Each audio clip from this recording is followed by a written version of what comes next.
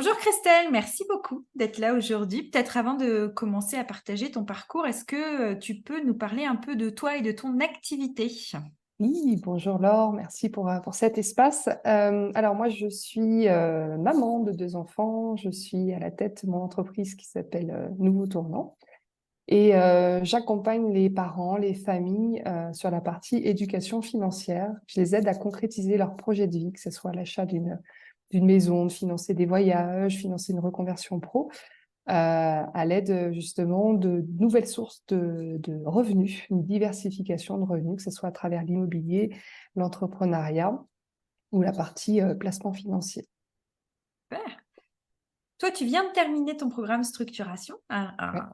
il n'y a pas longtemps du tout. Est-ce que si on se remet 6 mois en arrière, hein, quand tu as commencé, est-ce que tu peux me dire où tu en étais finalement? Qu'est-ce qui t'avait poussé à me contacter? Alors, il y a 6 mois, je me souviens que j'étais en lancement. Oui. Oui, c'était ça. L'année 2023, ça a été une année de lancement pour moi et de relancement de beaucoup d'offres et aussi lancement de mon premier sommet en ligne. Donc, c'était une période qui me mobilisait beaucoup, très, très, très, très riche, on va dire, mais aussi très fatigante. Et puis, je voyais bien que mon entreprise prenait vraiment un nouveau tournant, c'est le cas de le dire, mais que la partie, on va dire, pilotage financier, c'était un domaine que je suivais pas trop, en fait, parce que comme moi, j'étais vraiment beaucoup, je pense que j'avais encore vraiment la casquette de micro-entrepreneur, même si j'avais quand même lancé mon entreprise l'année précédente. Mais je pense, encore la casquette de micro-entrepreneur. Et même si j'étais passée en société, et du coup, c'était compliqué pour moi voilà, de lâcher un certain nombre de choses. J'étais un peu encore sur tout, sur trop de choses, sur la partie évidemment marketing, commercial, communication, enfin, vouloir un peu tout gérer.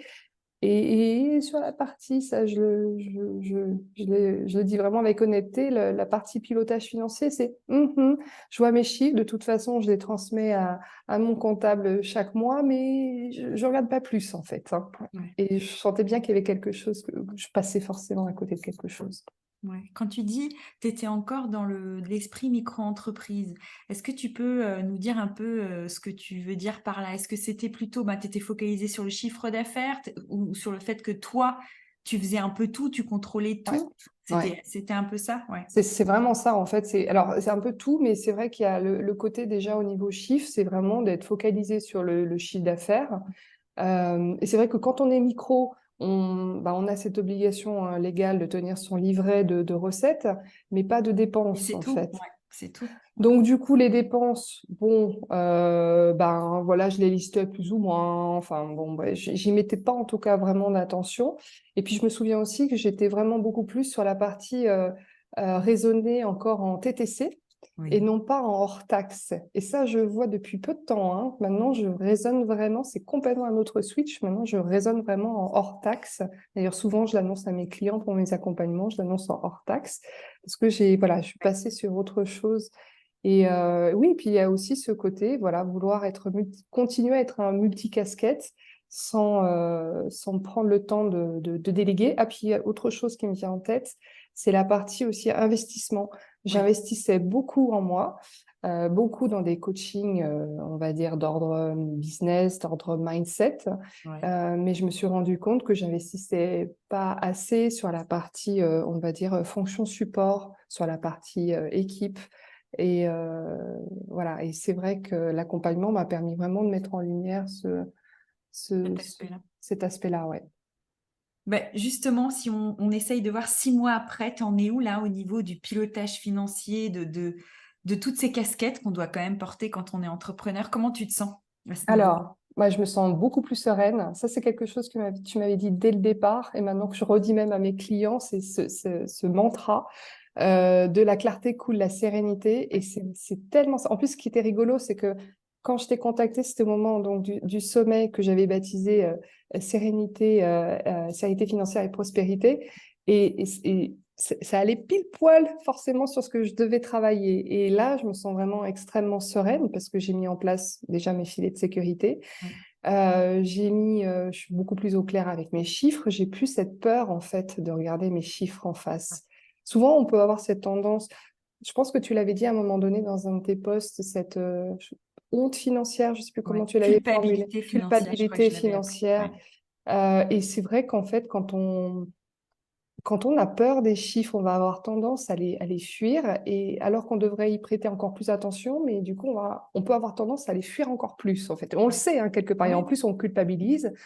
Et, et là, cet accompagnement vraiment m'a permis voilà, de mettre en lumière ce sur quoi je devais travailler, de ne plus avoir peur avec ces chiffres, et même quelque part de m'amuser. Moi, je suis quelqu'un de très outil, en fait, très geek, quelque part.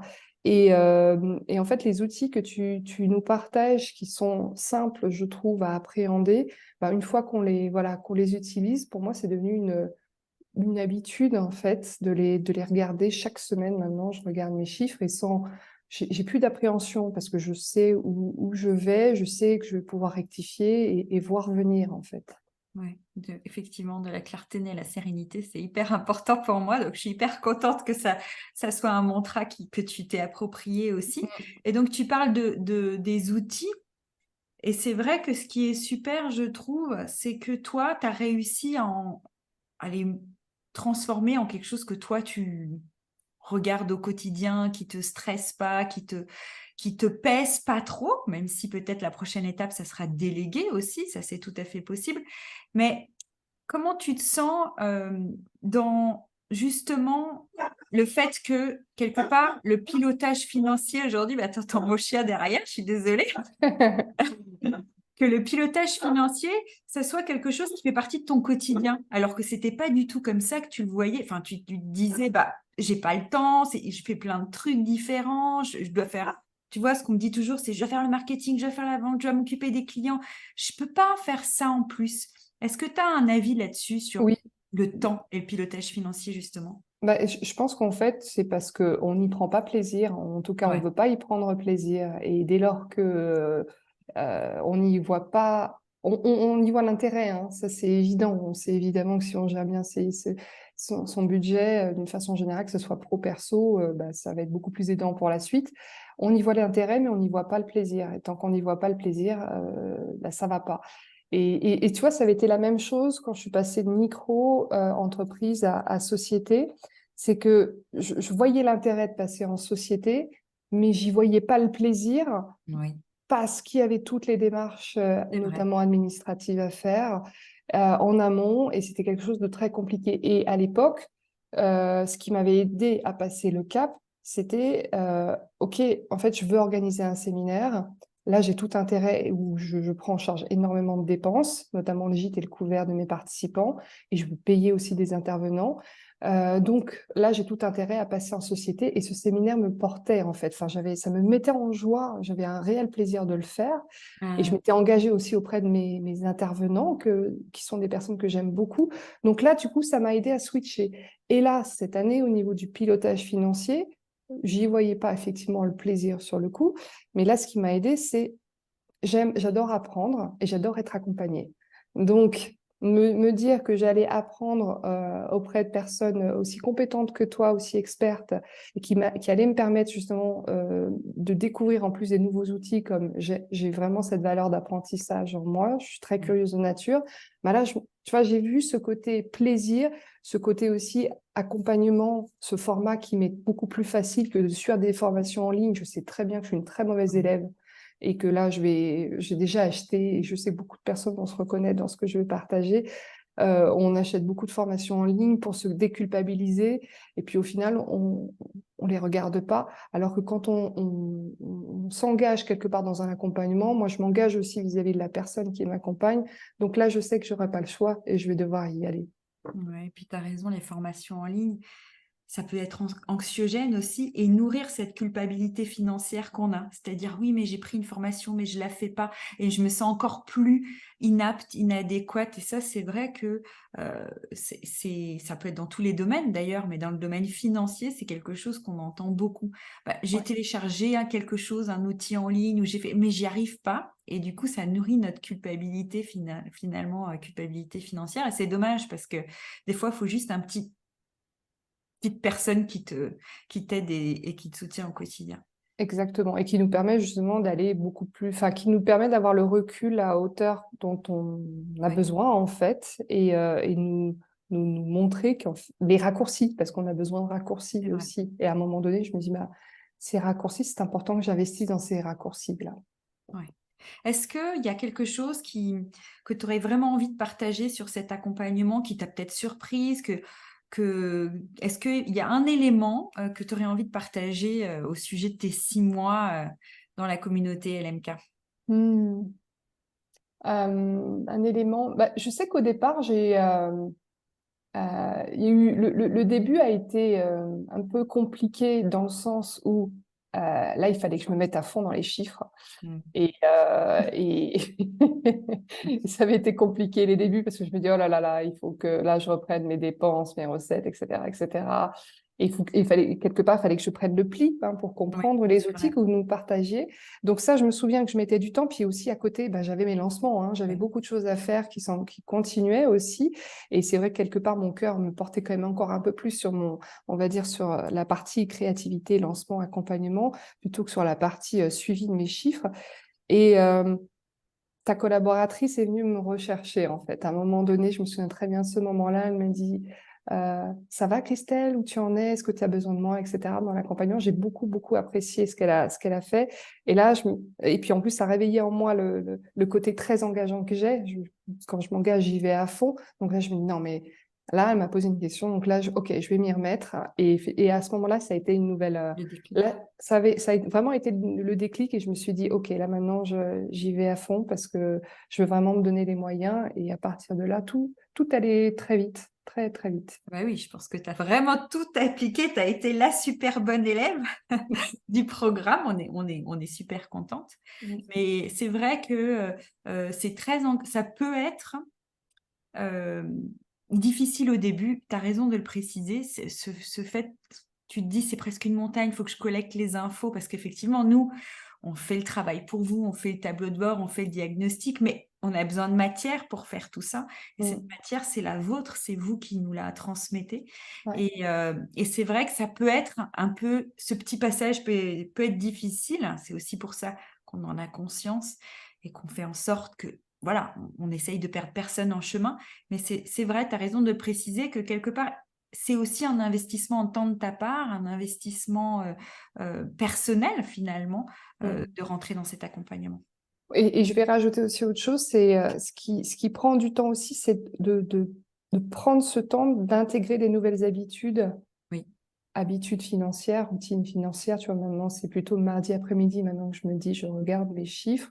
Certains mardis après-midi pendant plus que tant de doses, des fois très peu de temps, mais d'avoir cette routine. Et justement, quand on s'inscrit dans un accompagnement de longue durée, ça nous permet en fait d'inscrire en fait, tu vois, cette routine, de rectifier aussi si on a des questions, bien sûr. Mais je trouve que ça, voilà, dans la durée, ça permet en fait de tenir le cap et de répéter, répéter, répéter. Et c'est ainsi qu'en fait, on arrive à, voilà, à le prendre le pli muscle, quelque part. je Ouais, c'est l'appelle ça. le muscle financier. En fait, ça prend un peu de temps jusqu'à ce qu'il soit. Et c'est vrai qu'en général, ça prend 6 mois. C'est pour Ouais. tout la période de l'accompagnement, mais quelque part, 6 mois, c'est nécessaire pour mettre en place des bonnes habitudes, pour se sentir en confiance aussi. Mm. Du coup, si tu as des questions, tu les poses. Et je pense que c'est important de se rendre compte que il n'y a pas de baguette magique, c'est un peu comme tout. La Exactement. vente, le marketing, la visibilité, la finance, c'est exactement la même chose. Il n'y a pas de baguette magique. Par contre, c'est possible. Ouais. C'est possible. Quand on a envie d'instaurer une routine saine, c'est possible. Exactement. Et du coup, je vais rajouter aussi quelque chose qui m'est venu, c'est que grâce à cette routine et grâce aussi aux outils que tu nous as partagés, moi, personnellement, ça m'a permis de prendre des nouvelles décisions, des décisions vraiment d'ordre financier, que je prenais pas forcément avant, ou peut-être à l'arrache, mais sans être trop réfléchi. Et notamment, cas extrêmement précis, j'avais des propositions de nouveaux coachings, d'ordre mindset, business, justement, typiquement des accompagnements que j'adore suivre et que j'aurais pu suivre, des accompagnements encore à tu vois, des milliers d'euros. Et là, je me souviens très bien, OK, là, je prends le pli, je regarde bien mes indicateurs, bien mes tableaux de bord, et je vois que, en fait, mon focus, mes objectifs, c'est pas que je dis non, c'est juste que je vais décaler dans le temps, mais que là, pour le moment, ça va être plutôt focus, j'investis autrement, et là, j'investis plutôt dans mes fonctions support, que ce soit sur la partie copywriting, copywriteuse, community manager, assistante virtuelle. Enfin, là, tu vois, tout cet aspect-là où j'apprenais pas, je savais pas déléguer, j'arrivais pas à me prendre ces décisions, mais c'est parce que je cherchais pas non plus à investir. Et là, du coup, j'ai pris cette décision-là, et à partir de là, ouais, ça m'a beaucoup soulagée. C'est vrai que la décision d'investissement, c'est une décision qui s'apprend un peu comme... Il y a l'intuition, c'est hyper important. Et je crois que toi aussi, Mm. tu marches aussi beaucoup à l'intuition. Et je crois que l'intuition d'entrepreneur, elle est importante, mais il y a l'intuition ancrée dans la matière qui sont les chiffres et c'est un tout petit peu plus puissant. On va plus vite. Et c'est vrai que tu l'as très bien fait. Je m'en souviens, c'était une de nos dernières sessions d'ailleurs aussi où on a regardé les futures priorités d'investissement. Super. Est-ce que tu aurais encore envie de partager quelque chose?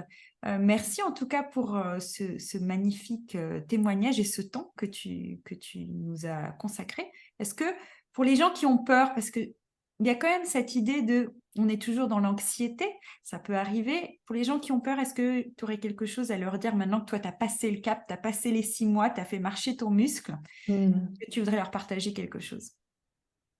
C'est toujours la même chose, en fait, c'est d'arriver à se dire qu'au final, le plus important, ça va être d'investir vraiment en nous, dans ce niveau de clarté dont on a besoin, en fait, pour la suite. Parce qu'ensuite, tout va se découler de source. Mais là, il faut vraiment arriver à prendre ce temps-là auprès de personnes qui sont justement expertes.